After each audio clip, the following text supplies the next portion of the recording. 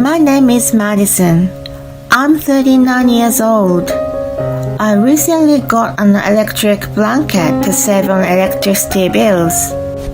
It's making it harder for me to get out of my bed in the morning.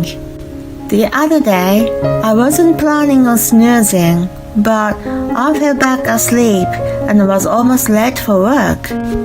Beware of electric blankets. What? I'm just being spoiled? I don't know what you're talking about. Anyway, I want to tell you about when I was married to a spoiled brat. I'm sure you will all be annoyed with him too. It was 10 years ago. I had just gotten engaged to Daniel, a man I met on a dating app. To be frank, I was getting impatient seeing my friends get married one after another. Then I found my husband at last. I was overjoyed and had my head in clouds thinking I was chosen by a good man too. However, there was an instant that snapped me back to reality. It was when I went to meet Daniel's mom, Sarah, for the first time. He was the only child raised by a single mother. I was told in advance by him that she loved him so much, but it turned out to be more than I had expected. I was brought to her house and was totally stunned by what she said, even before I could finish introducing myself. You chose a woman who is nothing like me. She looked me up and down. She expected her son to marry a woman who looked just like her. I didn't think it was particularly odd. Some mothers tell their daughters to find a good husband like their father. What left a bad taste in my mouth was the way she looked at me and spoke to me. Her gaze and the tone of her voice made me think of a jealous girlfriend. Madison is a smart woman who can take a step back and look at things from a different perspective, just like you, Mom. Daniel tried to smooth things out, but his comment only added more discomfort to me. I didn't feel like he was praising me at all, even though that was supposed to be praise. In response to him, "Oh, really?" Sarah smiled and seemed to be pleased, which made me even more uncomfortable. After he explained that she and I were actually similar, her attitude toward me softened. "I'm glad to hear that you're just like me." She gave me a satisfactory smile. I know people sometimes unconsciously choose a partner who looks like their parents. I have a friend just like that too, but Daniel sounded like he chose me because I resembled his mom. In truth, we were nothing like each other. I had never thought of myself as someone who could look at things from a different perspective. Instead, I was the type of person people around me normally commented to be quite direct. I couldn't fathom what made him say such a thing. He was probably just trying to make his mom happy. I questioned whether it was a good idea to marry a guy who had to kiss his mom's butt. Although such a doubt came up in my mind, I denied myself that it was nothing. It was my long-awaited marriage after all. As the wedding plan progressed, I began to forget the discomfort I had felt upon meeting Sarah. At that time, I was running at full power trying to grasp the happiness in front of me at any cost. Then again, a problem arose. Daniel mentioned that he would send half of his salary to Sarah after we got married. He was not well paid. We were just talking that we both had to work to make ends meet. I also wanted to save money for our baby in the future. Of course, I didn't think he should neglect his mom or anything like that, but I told him it was too much for us to support her. She raised me single-handedly, and we'll be all alone at home. I think she deserves that much." He started weeping to my surprise. I was taken aback to see him react in such a way. I wondered if our marriage was going to be okay, but again, I tried to tell myself that he was a sensible person with strong ties with his mother, coming from a single-parent family. It was right before our wedding, so I also had a strong feeling of responsibility to understand him. I honestly had no idea how he felt, but I assumed that was the way it was, and I needed to accept him as he was. That was exactly what people say, love is blind. Looking back on it now, I realized how stupid I was. We talked about sending money on many occasions, and I told him not to do it every time. In the end, I was forced to agree to 1/3 of his salary instead of half. Many things weren't settled, yet the wedding day was getting closer and closer. I did think about canceling it at one point. I just couldn't make up my mind when I thought about the cancellation fee, and settled on having more discussions after the wedding. There were also issues with the wedding planning. For some reason, Sarah kept interfering with us and told us what to wear and how the event should progress. Daniel listened to her every word, so the fall event had changed a lot. My requests for this and that were mostly replaced by her taste. It's normal for parents to advise their children to make their wedding day better, she told me. Daniel also said, "A wedding my mom plans will be an amazing one. She's always right." He was adamant about it. My parents divorced when I was very young, and I didn't even remember my dad's face. On top of that, my mom, who raised me, passed away when I was in college. I had no one to talk to about whether what Sarah was doing was normal or not. Needless to say, we ended up with a wedding painted in her colors. I felt as if I was just a surrogate bride for her and Daniel to get married. I thought her meddling was just momentary. Once we got married, it was gradually going to disappear. It was better than having to deal with an evil mother-in-law. I was still somewhat optimistic at that time. Although I was young and not familiar with the world, I was too naive. Now, 10 years later, I wish I had known more about the average family and had someone I could have consulted. My naivete was shattered once again about half a month after the wedding. "You're going on your honeymoon at the end of next month, right? I'm going to miss you. I want to go to Hawaii too." The last part of what Sarah spoke sounded like a spoiled child, which grossed me out. Then Daniel smiled in response. "Of course, Mom. I'll pay for your trip." I had no choice but to protest. "Wait a minute. What? Is that a no?" Then Sarah pressured me. "Sure I can, right, Madison?" "Well, it's our honeymoon, not a family trip." When I apologetically explained to her, she became furious. "How dare you? Daniel is my son. I won't let you take him away from me just because you are married to him." "What are you talking about, Mom? I'll never leave you. Even if I'm married, you're still my number one." With tears in her eyes, she hugged him tightly, and he gently patted the back of her head. I realized that my marriage was no longer possible at that point. The scene was nothing but unpleasant. I was filled with distaste. The sight of them made me sick.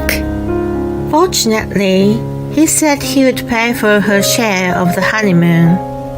I decided to go along with him and knock him down later. I apologized to both of them and settled the situation. I kept an eagle eye on them until the day of the honeymoon.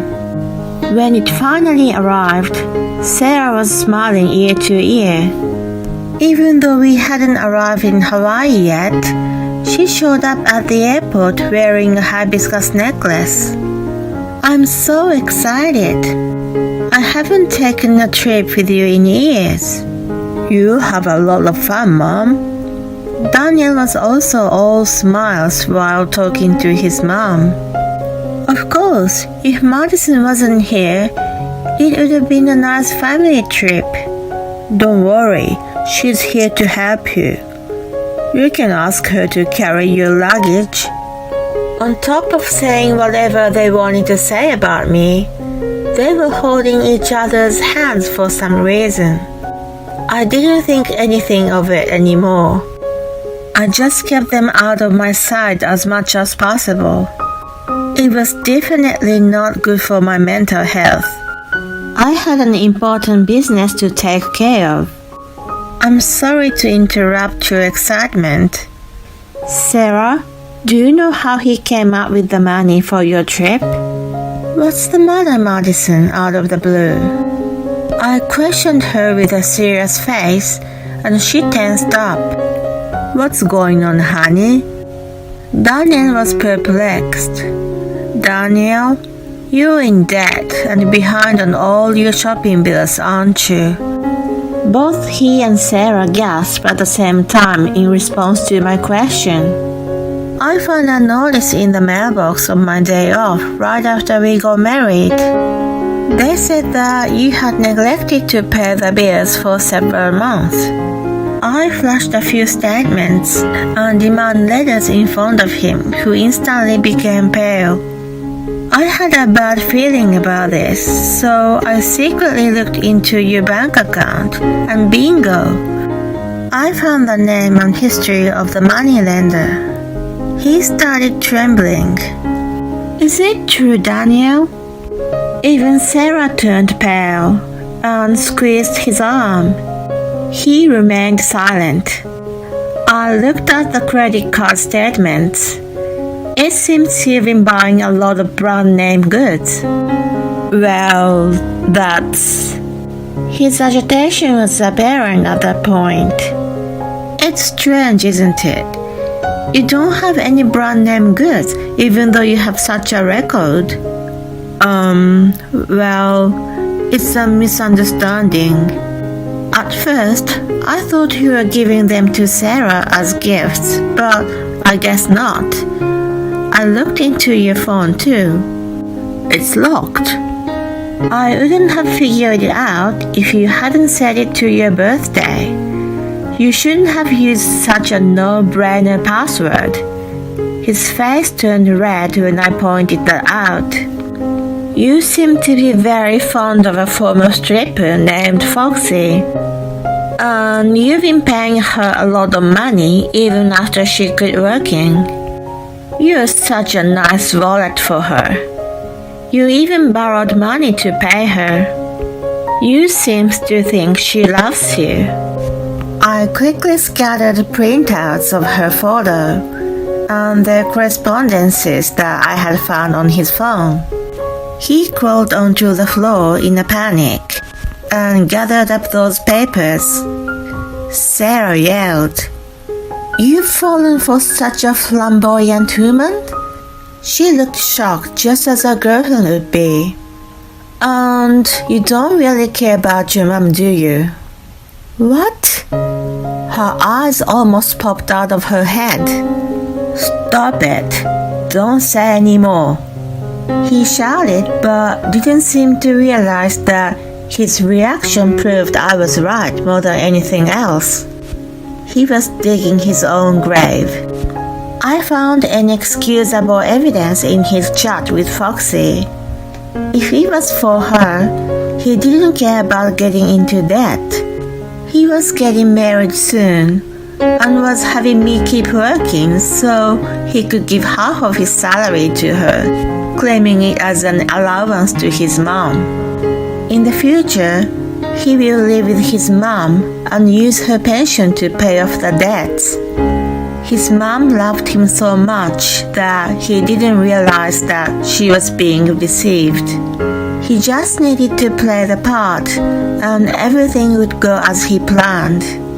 I honestly thought that he was a mommy's boy from the time I met Sarah, and recently I was convinced that he was. I finally understood after reading the chats. That guy used his mother as a tool to pay off his debts. He was a calm mommy's boy. He was attached to her only because he had a malicious plan to make the most use of her who spoiled him. It was an abominable action for a mother who raised her son single-handedly. He was a cruel man who was not worthy of working the same ground as us. When I revealed everything, why did you? He started crying. Sarah kept muttering that it was a lie to herself with a completely white face. I felt a little sorry for her, but then I thought she raised a spoiled brat who thought he could use her in the worst-case scenario. She was still giving him an allowance so that he would never leave her side. Even though he relied on her in an unbelievable way, she sowed the seeds. She got what she deserved in a way. Well, I am seriously worried about my marriage with an unfaithful man who is likely to be on the financial blacklist in the future. I want a divorce. There was no response from either of them when I declared that. I was disappointed, so I pressed harder. By the way, I erased the chat history, but I sent Foxy a message this morning while you were sleeping. I wrote, I know I said a lot of things, but I love my mom and my wife. She replied that she didn't like you to begin with, and that she didn't care. I thought it might hurt your feelings, so I erased it. I'm nice, ain't I? Right, honey? When I said that much, Daniel finally looked at me. Give me back my Foxy. He started wailing. Seeing him like that, Sarah looked desperate as if she was stumped by him. I, on the other hand, couldn't hide my triumphant feeling and had a big smile on my face. Well, then you two go on a trip or do whatever. I'm going to charge you for my cancellation fee for this trip and alimony for adultery. I remembered that there was one more picture I had failed to produce and threw it to Daniel, who was still kneeling on the floor. It was of him kissing Foxy on the cheek. Sarah burst into tears at the sight of it, and he struggled to hide it. A woman quietly crying, and a man crawling on the ground in despair in the lobby of the airport. The audience watched from afar. I wondered what they thought had happened between the two. My short marriage was over just like that. My divorce was finalized not too long after I received my alimony. What was a little surprising was that Daniel asked me not to tell anyone he was a mommy's boy. For that, he agreed to pay a little higher than the market rate alimony. Apparently, it was too shameful for him to be known as a mommy's boy, even though it had been an act. I couldn't help but feel sorry for Sarah, but I guess it is what it is. She must have been totally knocked down by the truth. She no longer wanted to see his face and cut ties with her former beloved son. Once a woman has enough, it's fast to lose love. Daniel, on the other hand, who had unpaid debts and alimony payments, moved out of the apartments we once lived in. He tried to get help from Foxy, but as expected, he was turned away. He was holed up in an employee apartment for a short time, and to get out of his debt ASAP, he took on a second job. He was fired when his main job found out about it. He was such a moron as the company regulation clearly banned the side job. 10 years have passed since then, and he's still living in a shabby apartment with a communal bathroom, paying off his debts with the money he gets from his part-time jobs. As for me, I have remained single since then. Maybe because of what happened, I've lost my yearning for marriage. My romantic interest in men has completely faded away. If I were to choose between a man or a Wagyu steak, I'd be more excited about a steak. I am more interested in eating than romancing, even though I get indigestion easily nowadays. To be honest, I've since realized that it's easier to be alone. I have been enjoying my single life. It seems to suit my personality, maybe because of the no stress. My skin has also become clearer. I resigned from the company I was working for back then. I have now opened a lymphatic massage spa, which was my dream. It's a secret that the alimony I received from Daniel was used as a down payment to open my business. I have a stable income and a good number of customers.